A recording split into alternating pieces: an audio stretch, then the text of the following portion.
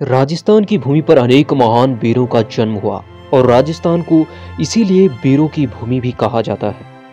ऐसे ही एक महान योद्धा राजस्थान की भूमि पर जन्मे, जिनका नाम था महाराणा सांगा, जो युद्ध भूमि में सर कटने के बाद भी लड़ते रहे, जिन्होंने मुगलों को कड़ी टक्कर दी थी, लेकिन एक विश्वासघात, एक गद्दार के कारण वह जीती हुई बाजी को कैसे हार गए।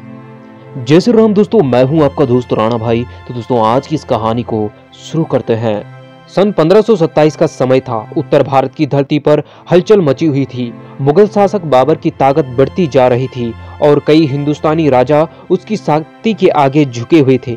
मगर ऐसा एक योद्धा जिसने अपनी वीरता से राजस्थान की धरती पर शौर्य और साहस की कहानियां गाड़ दी, राणा सांगा, मेवाड़ के इस शासक को अपने साहस, दृढ़ किलेबंदी और स्वतंत्रता की प्रकृति के लिए जाना जाता है।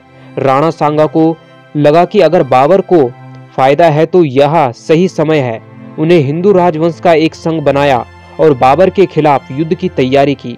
उनकी सेना में मेवाड़, मालवा, मारवाड़ और अन्य राज्यों के योद्धा शामिल थे।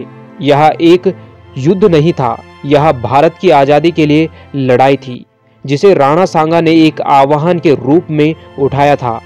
मार्च 1527 की सुबह खानवा के मैदान में दोनों सेनाएं आमने सामने थी, लेकिन बाबर की सेना के पास तोपखाने, बंदूकें थी, जबकि महाराणा सांगा के पास भाले, तीरंदाज, घुड़सवार योद्धा थे, लेकिन उनके पास तोपखाने नहीं थे।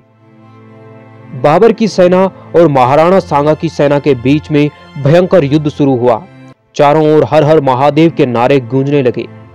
राणा सांगा की सेना ने बाबर की सेना के चींथड़े उड़ाने शुरू किए, लेकिन बाबर के पास तोपखाने थे, जिसके कारण राणा सांगा की सेना को काफी नुकसान हुआ। इस युद्ध में राणा सांगा लड़ते लड़ते उनका सर कट गया, लेकिन सर कटने के बाद भी वह लड़ते रहे और अपनी मातृभूमि की रक्षा के लिए वह बलिदान हो गए।